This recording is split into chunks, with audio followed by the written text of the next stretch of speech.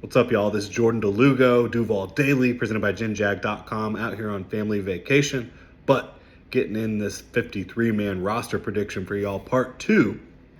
Did part one last week, which was offense and special teams.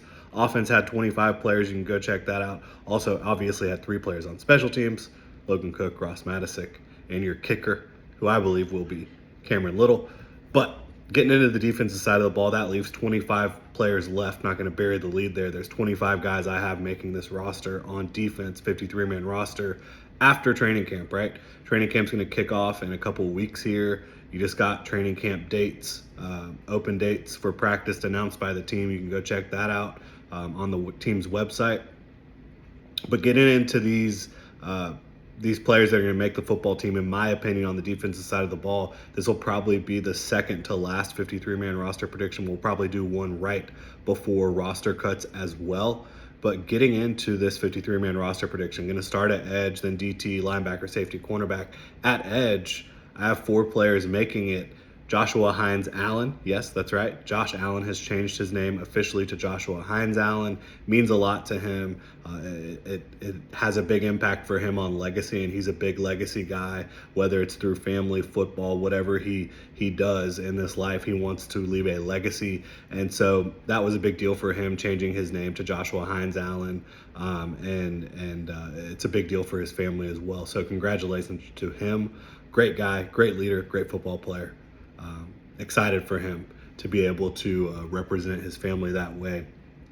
But he's a tremendous football player, bottom line, for the Jacksonville Jaguars. Their best defensive player, Joshua Hines Allen. And then you've also got Trayvon Walker, Travis Gibson, Yasir Abdullah. Those are the 4 edge players I think are going to make this football team, 4 true edge players. And even Yasir Abdullah in this defense, probably not a true edge player. I think he's going to be able to contribute as an off-ball linebacker in certain packages as well. I think that new defensive coordinator Ryan Nielsen has kind of talked about that, looked at him as a hybrid type of player. But that's 4 edge players. You have your star in Josh Allen. You have your former first-round pick, Trayvon Walker, who took a big step in year 2 last year. You're expecting a big step again in year 3. Travis Gibson has experience under outside linebacker coach Bill Shuey, a guy that has the talent, the physical ability, the athleticism, the length to contribute as a rotational player. And then Yasir Abdullah, who's going into year 2, 4th-round pick for the Jaguars last year out of Louisville, who has a lot of talent. He's not very big. He doesn't have great length, but he is super athletic. I think it's going to be interesting to see what type of role he's able to carve out. It wouldn't shock me if at some point that the Jaguars do add another edge player to create some competition for the depth roles here. I think obviously Joshua Hines Allen and Trayvon Walker, they're locked in as your 2 guys that are going to be on the field a ton. I think Travis Gibson has the ability to be that 3rd edge. But between Travis Gibson and Yasir Abdullah, it wouldn't shock me if the Jaguars want to fortify that spot a little bit more. Then at defensive tackle, you've got a bunch of guys here. I have 6 players making the team at defensive tackle: Eric Armstead, Devon Hamilton, Roy Robertson Harris, Mason Smith, Jordan Jefferson, Tyler Lacey. The reason I have 6 players is because, as I just mentioned, only 4 edge players. And, at the back end of that edge room, I think that you could improve. But there's some defensive tackles here that I think could certainly play edge in base when you're just trying to set the edge, right? Eric Armstead can do that. He can play defensive end for you anytime you need, really. Roy Robertson Harris can also set the edge. I think Mason Smith can set the edge. I think Tyler Lacey can do that as well. So there's some versatility with the alignments up front, which I think could be one of the reasons the Jaguars might just stand pat at edge, because they're like, look, we have got the guys that can set the edge. We've got guys that can get after the quarterback. We've got versatility. So that could be why the Jaguars end up not making any big moves here to try to pursue a veteran edge rusher. It's the versatility of some of these defensive tackles. And so that's 10 players up front on the defensive line. I have 4 true off-ball linebackers making it because, again, I think Yasir Abdullah will be a pseudo edge / linebacker type player, edge / off-ball linebacker. Foye Oluokun and Devin Lloyd are your 2 starters. Foye is one of the best linebackers in the league, bar none. I think Devin Lloyd has a chance to be in that category as well at some point in his career, has a chance to take a big step forward in year 3. He had a lot of highs and lows during his rookie year, came off incredibly hot, kind of hit a rookie wall, dealt with some confidence issues. Last year, he played a lot better, took a big step forward. I think that you're expecting that again in year 3 here for the former first-round pick that the Jaguars traded up for. Chad Muma, third-round pick a couple years ago, same year as Devin Lloyd and same year that the Jags signed Foye Oluokun. I think he's going to be key depth, and I think Ventrell Miller will be as well now that he's fully healthy. That's a guy that brings a lot of energy, and he does know how to get the job done, especially in pursuit as an off-ball linebacker. And again, Yasir Abdullah as the kind of 5th guy there and 4th guy at edge. I love Caleb Johnson as a special teams player.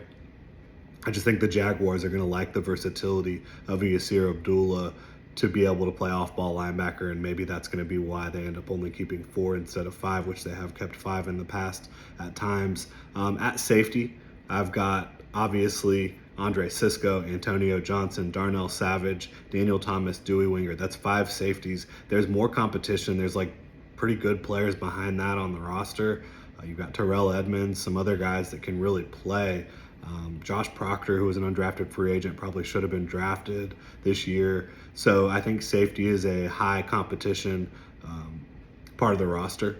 There's going to be a ton of competition to make this football team, but that's a good thing. In this defense, you're going to see a lot of too high shells. You're going to see a lot of safeties on the field at different times. I think that Andre Sisco is the one that's going to be on the field the most. You're going to see Antonio Johnson and Darnell Savage out there a lot. Daniel Thomas, he is a core special teamer and a very good backup safety. And I think you can say the same thing about Dewey Wingard, who's definitely a team leader, even though he's more of a special teams and backup type of player. But that's a good safety room. I think Andre Sisco has a chance to be as good of a ball hawk in this league as anyone out there. I think Antonio Johnson, this is a player that played a lot of big nickel last year, kind of similar role to what he did at Texas A&M.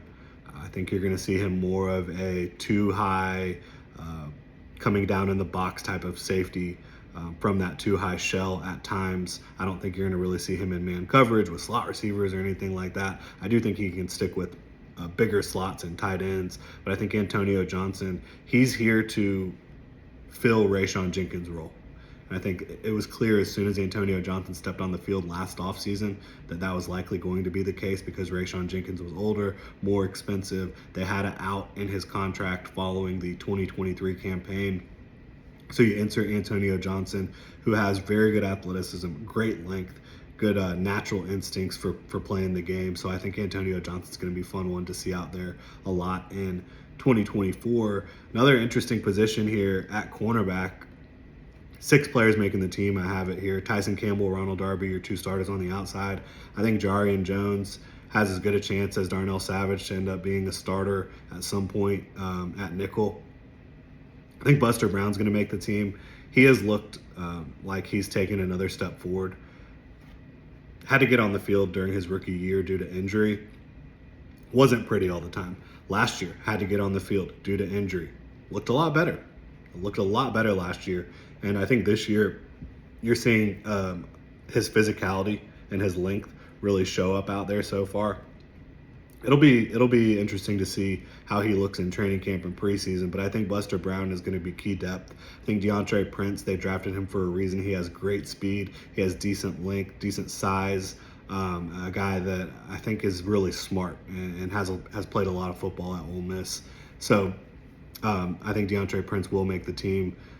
His speed alone is extremely valuable. And then the 6th corner I have making it, it's interesting because there's a lot of guys that you could bring up here. Christian Braswell, who's dealt with injuries throughout his young career. Jaguars drafted him last year. Eric Hallett, Gregory Jr. There's some other vets. I have Trey Flowers at this point. I think Trey Flowers, his length, his experience in this type of scheme where you got a lot of press going on, his length and size, I think, is just going to give him a little bit of advantage at the back end of the roster at corner as someone who, if they really had to get him on the field as a outside corner, they could probably feel decent about that proposition compared to some of the other players that would be competing for that spot. So we will see how it plays out. Again, training camp hasn't even started yet. You got a couple weeks till it really gets going hot and heavy.